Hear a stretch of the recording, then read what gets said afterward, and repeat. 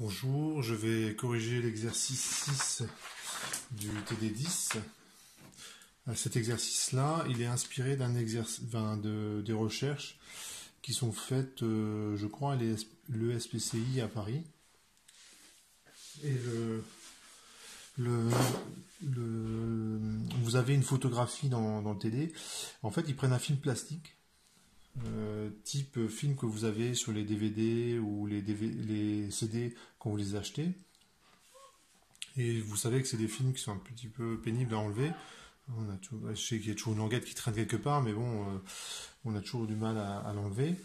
Et en fait, ils ont déposé un brevet en expliquant que si vous mettez une petite languette au milieu de la surface, et si vous tirez bien vers le haut, et bien en fait la ligne de découpe du film plastique, c'est une coupe qui ressemble à ça.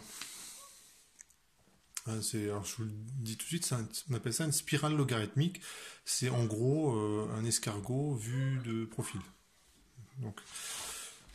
Et l'avantage de cette courbe-là, c'est qu'on s'éloigne très vite du centre. Ça veut dire que quand vous faites, si vous aviez un CD ou un DVD, vous vous tirez un petit peu et tout de suite vous avez enlevé l'intégralité du film plastique sur le CD ou le DVD. Donc je vais faire une petite manip. Donc pour ça j'ai besoin d'un ciseau et de ce truc-là. Et donc ce document-là, il est sur le Drive. Vous avez dans le dossier TD, vous avez un document où il y a cette figure-là, il n'y a qu'à l'imprimer. Ou bien vous regardez la vidéo et puis ça peut très bien suffire. Donc je vais commencer la déchirure au ciseau.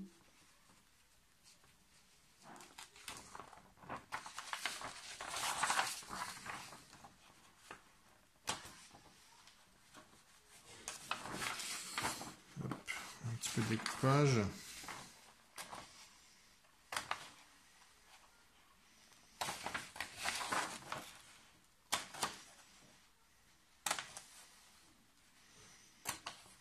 Donc je fais tout le début parce que c'est pour arriver à prendre en main le bout qui dépasse. Ouais, on va dire que c'est bon.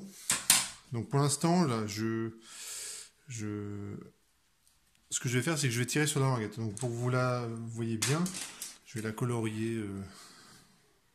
La partie que j'ai déjà décollée, je la colorie en rouge. Voilà. C'est cette partie-là. Et ce que je vais faire, donc je vais tirer bien vers le haut, donc bien, donc comme ceci. Et quand je tire comme ceci, et bien le point de déchirure, il va se déplacer perpendiculairement à ce segment-là. Vous voyez le segment-là qui est ici, donc la limite entre le rouge et le blanc. Le point de déchirure, il va se déplacer bien perpendiculairement.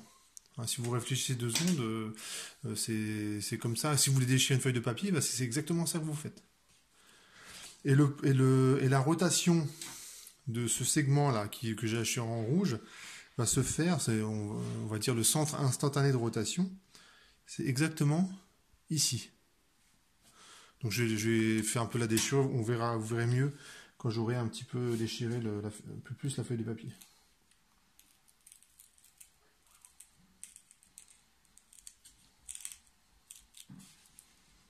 Bon, je touche un petit peu. Alors avec le papier, ça marche moins bien que si on a un vrai bon film plastique bien isotrope. Le papier, le problème, c'est que c'est pas un milieu isotrope, c'est-à-dire qu'il y a une direction privilégiée, c'est dû au mode de fabrication. On fait passer ça sur des rouleaux, et donc lorsque vous fabriquez du papier, les fibres ont tendance à s'aligner suivant une certaine direction. Mais voilà, ça a l'air de marcher pas trop mal. Donc je tire toujours vers le haut. Et donc là maintenant, j'ai enlevé toute cette partie-là. Donc je vais la colorier.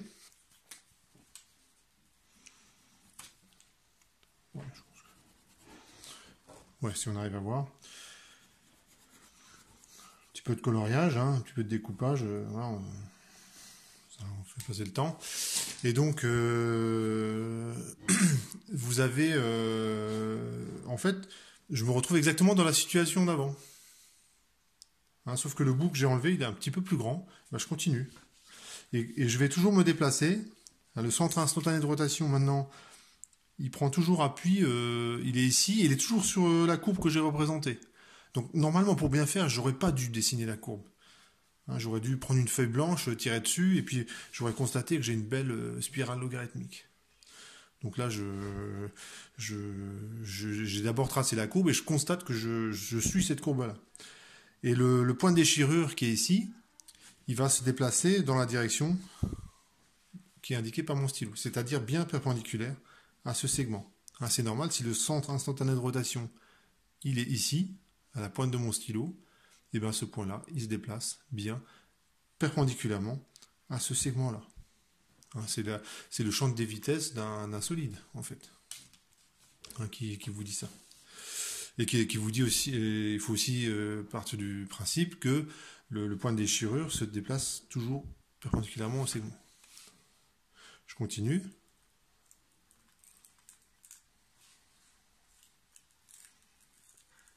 Bon. Bon, je vais peut-être m'arrêter là parce que bon, ça marche. Voilà. Comme ça, je vais mettre encore un peu de couleur. Donc là, cette fois-ci, j'ai enlevé ce segment-là. Et ça marche toujours. Hein. Donc on a toujours le centre instantané de rotation, ils sont un peu déplacés, il est là. Et je me déplace toujours perpendiculairement à ce segment-là. Et ben, comme par hasard, bon, pour le papier, là, c'est vrai que en vrai, je triche un petit peu hein, parce que je sais où doit passer la ligne de déchirure. Mais quand on fait la manip dans des conditions bien contrôlées avec des films plastiques, ça marche vraiment très bien. Donc, je vais faire le schéma. Donc, je vais reprendre une autre feuille et on va commencer les calculs. Donc, le centre du repère, il est. Alors, de 0, il est là. À peu près.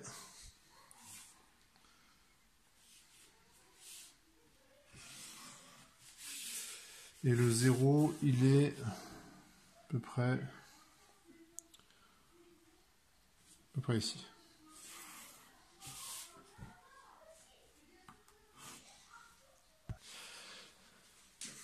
Donc là j'ai fait le repère. Donc ici on va dire que c'est je vais le mettre comment ça va m'arranger ce truc là.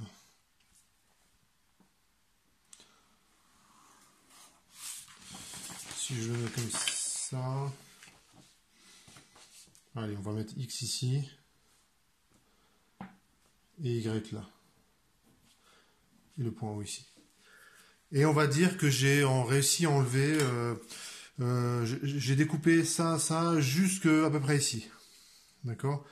Donc la partie que je vais hachurer, on va dire que je suis arrivé jusqu'ici. Et donc toute cette partie-là, voilà, j'ai réussi déjà à la déchirer. Elle est plus sur la feuille de papier. Alors ce que vous constatez, c'est que cette figure, elle est toujours égale à elle-même. C'est-à-dire quand si je l'avais dessinée à un autre endroit, donc je prends une autre feuille. Hein, si je l'avais dessinée à un autre endroit, je dois avoir une feuille pleine. Bon. Je vais dessiner, mais je vais le dessiner en gris pour que ça se voit pas trop. Par exemple, si je me mets ici,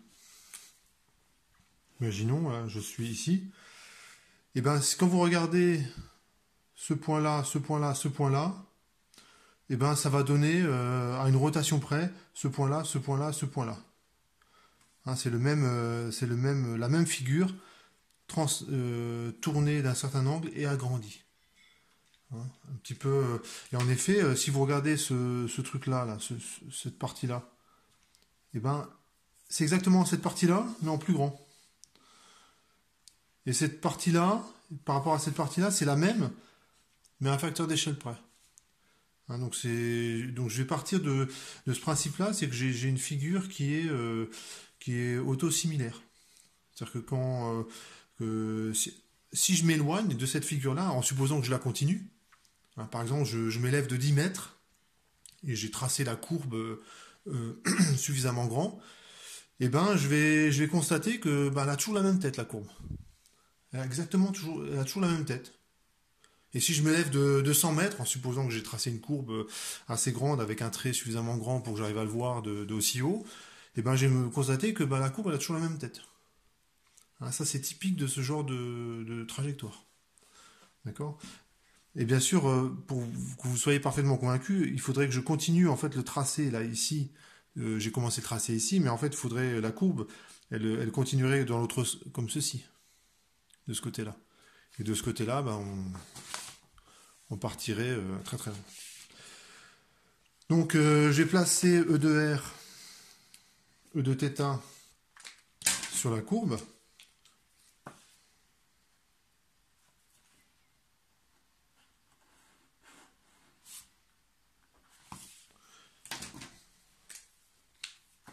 Là, c'est E de R que je viens de tracer. Ça, c'est le point O.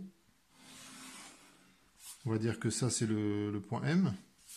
E de θ, il est perpendiculaire.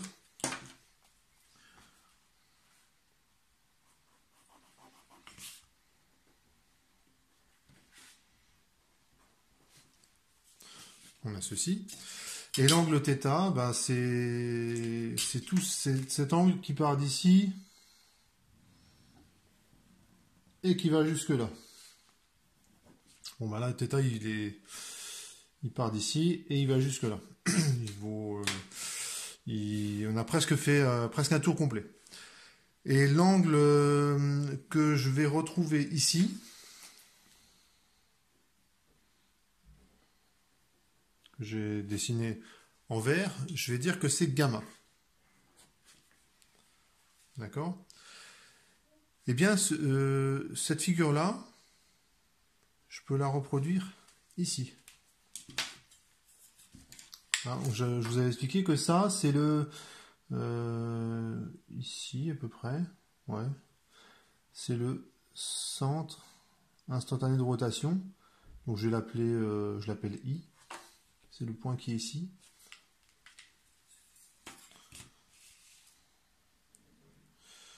Alors, ouais, c'est pas évident. Il doit être, je pense, un petit peu plus par là. Pour bien faire. Ouais, c'est plus par là.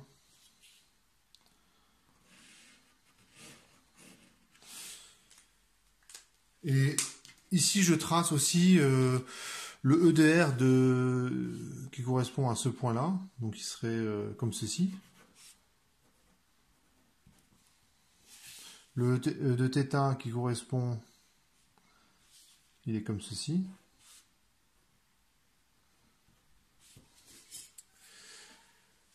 Et comme c'est une courbe autosimilaire, l'angle gamma, je le retrouve ici. Je retrouve gamma entre ici et là. D'accord? Ben, une fois que j'ai dit ça, si gamma est là, vous pouvez vous... que je dise pas de bêtises. Ce que j'ai oublié de dire, c'est que la déchirure, la direction, elle est donnée par ce vecteur. Donc c'est la direction de la déchirure.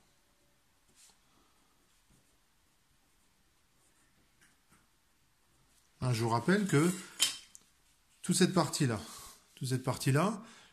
elle est déjà enlevée de la surface. Et quand je continue à tirer sur le papier, je vais tourner autour de ce point-là, et la déchirure va se faire perpendiculairement à ce segment-là, IM. Ça veut dire que ici j'ai pi sur 2 moins gamma, et en fait l'angle gamma, je le retrouve ici. L'angle gamma, je le retrouve ici. L'angle gamma, je dis que je le retrouve également ici. Donc, entre ici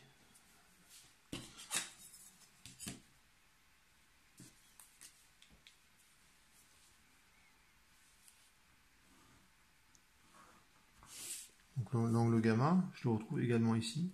Donc là, j'ai pi sur 2 moins gamma. Donc l'angle gamma, il est ici. Et là, j'ai pi sur 2 moins gamma. Et comme la somme des angles dans un triangle, ça fait pi, ben, gamma plus pi sur 2 moins gamma, plus cet angle-là, ça doit faire pi. Et bien cet angle-là, c'est exactement un angle droit.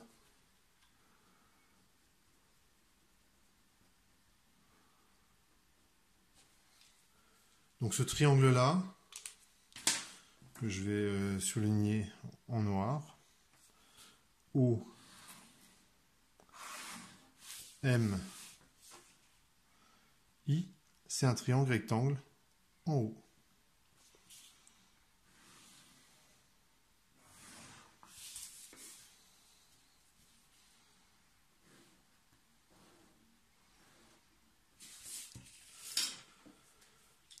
Et donc, quand vous avez donc cet angle constant que je vais avoir entre Eθ et la direction de la déchirure, parce que je l'ai ici, hein, donc je pars un petit peu de la réponse hein, quand je dis ça. Hein. Je sais que je vais obtenir une figure qui est autosimilaire, c'est-à-dire que je vois bien que quand j'ai déchiré un bout et que je continue, ben, je vais obtenir quelque chose qui est similaire à un facteur d'échelle près.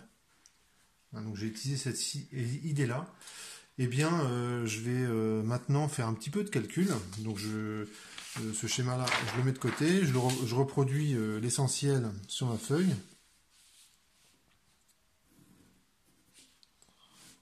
X, Y, O, E de R, il est comme ça. Eθ, il est comme ça.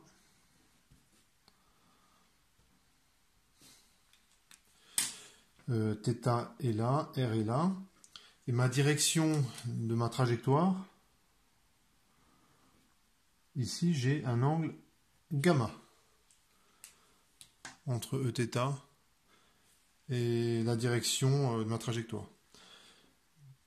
Le vecteur déplacement élémentaire, en coordonnées cylindriques, c'est d de R, R dθ, d2z, mais bon, ça vaut 0, hein, je reste dans le plan. Et je sais que si j'agrandis un petit peu, si je fais un zoom là-dessus, et bien ici j'ai E de R, allez, je zoome vraiment, E de R, E de θ, ma trajectoire. Alors comme j'ai bien zoomé ma trajectoire, en fait ça devient une droite hein, quand je zoome suffisamment. L'angle gamma, allez, je le mets ici. Et bien quand je me déplace de D de R suivant E de R,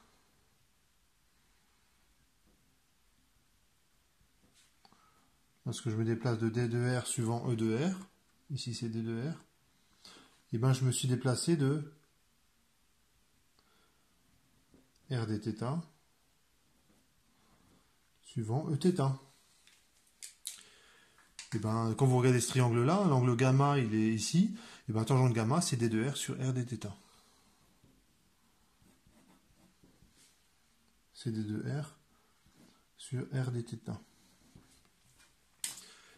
Et donc je fais mon petit calcul, je fais une séparation de variables, hein, parce que ce que j'ai sous les yeux c'est une équation différentielle.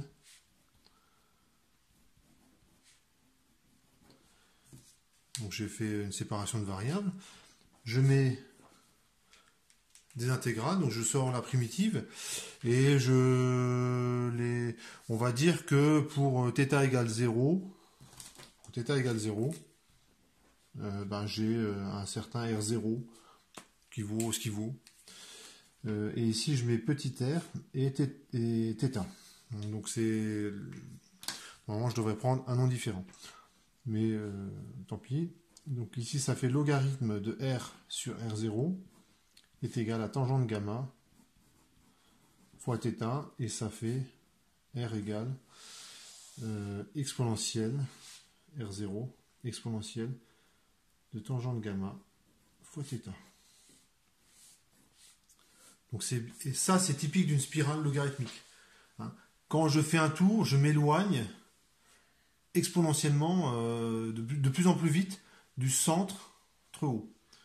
Hein, donc une spirale logarithmique, en fait, on a beaucoup de mal à les représenter parce qu'à chaque fois qu'on fait un tour, on s'éloigne tellement du centre qu'au bout d'un moment, bah, on sort de la feuille et on n'arrive plus à la représenter.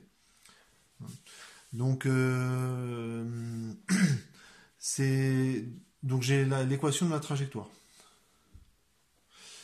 Donc je vais arrêter cette vidéo là, je vais faire une deuxième vidéo pour finir l'exercice.